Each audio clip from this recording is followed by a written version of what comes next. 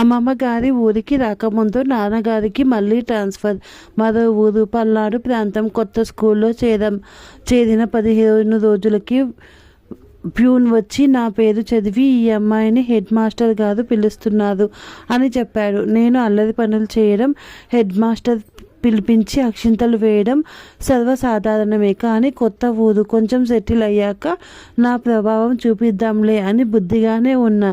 మరెందుకు పిలిచారో అర్థం కావడం లేదు. పిలిచాక తప్పదు కదా, వెళ్ళాను. నన్నే కాదు, చాలామందిని పిలిచారు. అందరూ నిశ్శబ్దంగా నిలబడ్డాం. హెడ్ మాస్టర్ తలంచుకొని కుర్చీలో కూర్చున్నారు. పక్కనే నిలబడ్డ మేళ చెరువు మాస్టారు పిల్లలొచ్చేశారు చెప్పండి అంటున్నారు. హెడ్ మాస్టర్ ఏమీ చెప్పలేదు. అలా కాసేపు నుంచోగానే గట్టిగా నిట్టూర్చి మీ క్లాసులకు వెళ్ళండి అన్నారు.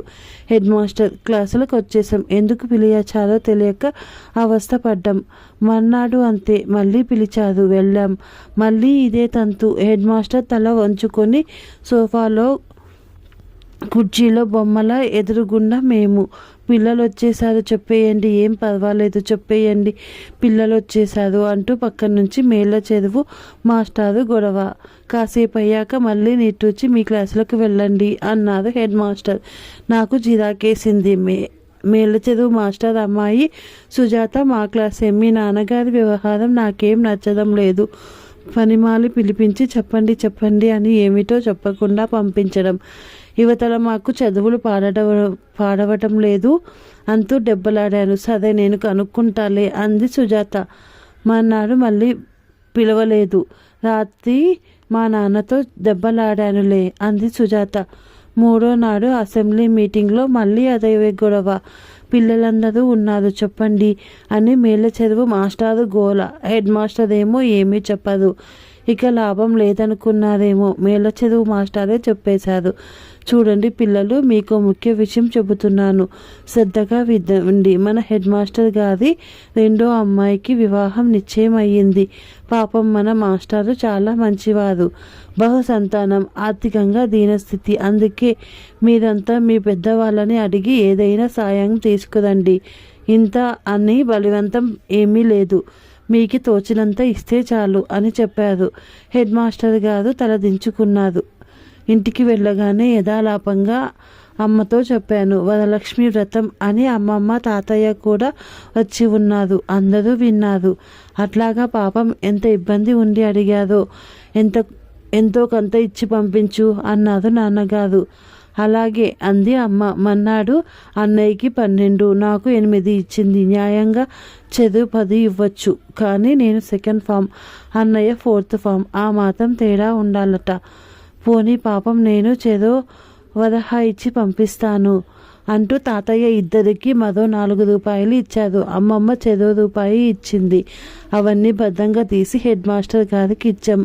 పక్కనే ఉన్నారు మేళ్ళ చెరువు మాస్టారు. ఎంత ఇచ్చారో కాగితం మీద రాస్తున్నారు. ఎంతైనా పెద్దవారి బుద్ధులు ఉదారంగానే ఉంటాయి అన్నారు మెచ్చుకోలుగా. హెడ్ మాస్టర్ మమ్మల్ని దీవించారు. ఆ తర్వాత వారం రోజులు స్కూల్లో అదే చర్చ. నువ్వెంత ఇచ్చావు అంటే నువ్వెంత ఇచ్చావని. ఎంతో కొంత అందరూ ఇచ్చేశారు. బాగానే వచ్చిందట.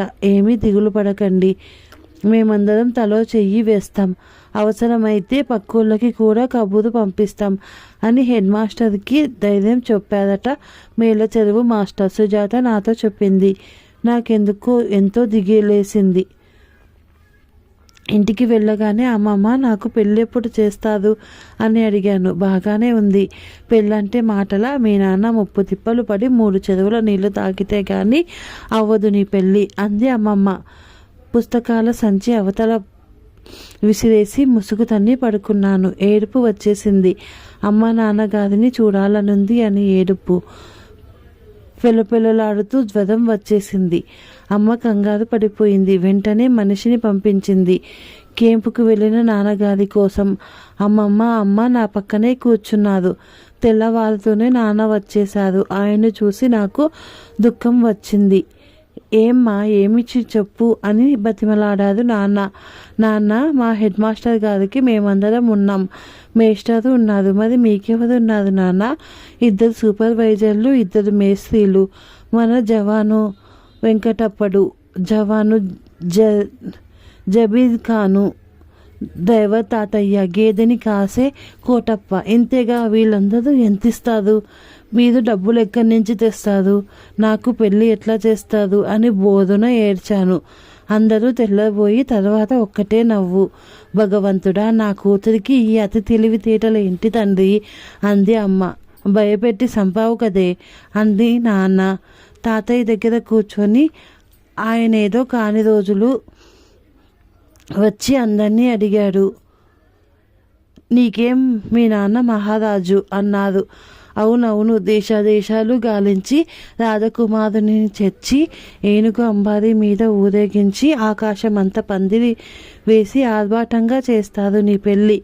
వీధులు కట్టి విస్తళ్ళు వేసి పప్పన్నం పెట్టిస్తారు అంది అమ్మమ్మ. అయితే అందరూ తలో చెయ్యి వేయక్కర్లేదన్నమాట అన్నాను.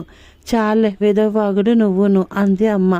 తిడితే తిట్టింది కానీ నిజం తెలుసుకొని నా మనసు తేలికపడింది.